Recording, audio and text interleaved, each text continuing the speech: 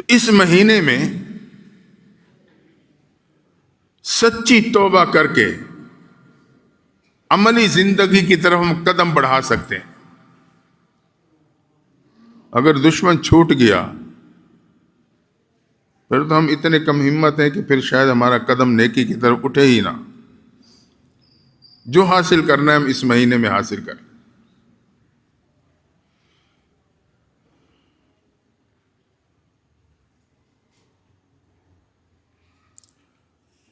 اور اللہ تعالیٰ اس مہینے کے اندر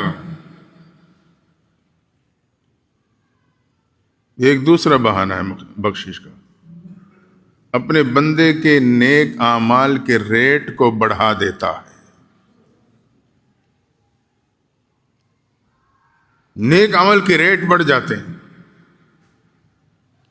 ہمارے مسلمان کی حالت تو یہ ہے نا کہ ہم کھانے پینے کی چیزوں کے ریٹ بڑھا دیتے ہیں، رمضان شروع ہوتا ہے۔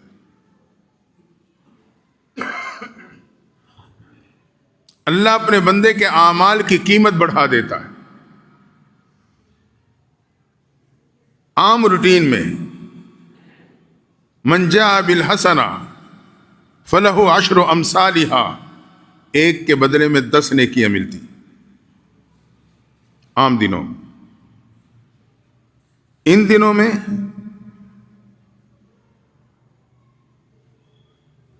کمثل حبۃ انبتت 7 سنابل من کل سنبلۃ 100 حبہ، قرآن مثال دے رہا ہے۔ آپ گندم کا ایک دانہ ڈالتے ہو، اس سے خوشے نکلتے ہیں، ہر ایک میں 100 دانے ہوتے ہیں۔ اللہ اتنا اجر بڑھاتا ہے، لیکن اس کے باوجود میرے محبوب کی چاہت کچھ اور تھی۔ وہ اپنی امت کے لیے مزید چاہتے تھے۔ اللہ نے کہا میرے محبوب اگر تو اپنی امت کے لیے اور زیادہ ریٹ چاہتا ہے تو پھر میرا اعلان سن، انما یوفی الصابرون اجرہم بغیر حساب، میں بغیر حساب کتاب کے عطا کر دوں گا۔ یہ بڑا قیمتی پیریڈ ہے۔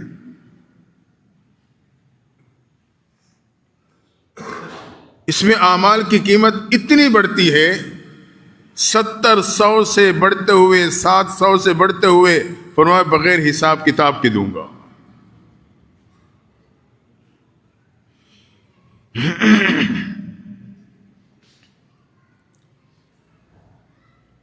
تیسری بات،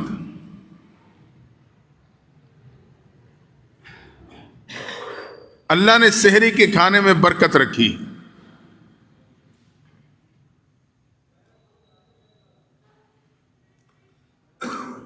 اس وقت اللہ تعالیٰ سحری کرنے والے پہ اپنے رحمتوں کی فوار مارتا ہے۔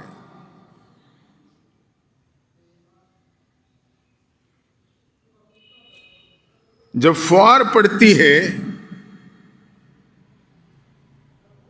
یہ بھی ایک بخشش کا بہانہ ہے، شاید میرا بندہ اس رحمت کا مستحق بن جائے اور اس کی مغفرت کر دی جائے۔ ضرورت ہم اپنی پوری کر رہے ہیں کھانا کھانے کی، اللہ کی رحمتوں کا بہانہ دیکھے وہ میری بخشش کا ذریعہ بن رہا ہے۔ تو ایسا مہینہ پورے سال میں نہیں، ایسے لمحات پوری زندگی میں نہیں ملتے۔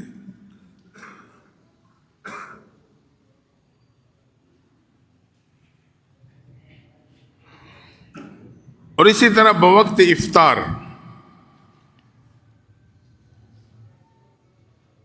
جب بھی افطاری کرتا ہے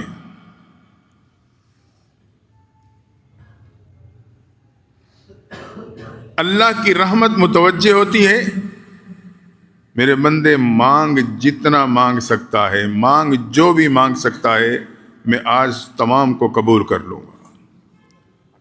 جب بندہ اپنی مغفرت مانگتا ہے اللہ تعالیٰ رحمت کا بہانہ بنا اس کی بخشش کر دیتا ہے۔